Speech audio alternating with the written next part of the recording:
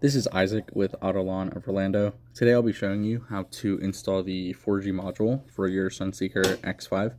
First step, gather the tools you need, which are a Phillips screwdriver and your 4G module. To reach the 4G module compartment, we need to take the cutting disc off. Flip the motor over and undo the screws in the center of the cutting disc. Once the screws are out, gently pull up and jiggle the disc until it comes off. After removing the cutting disc, we'll be at the cutting deck. To remove the cutting deck, remove the 4 screws that you'll see in the middle. Afterwards, pull up and put it to the side. You'll now have access to the 4G compartment. Remove the screws from the corners and pop it open.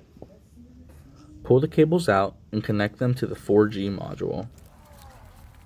Once connected, insert the 4G module and close it up.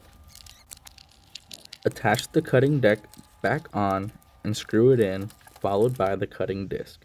Once finished, you have successfully installed your 4G module. This is Isaac with Autolawn of Orlando. We hope that this video on installing the 4G module was helpful.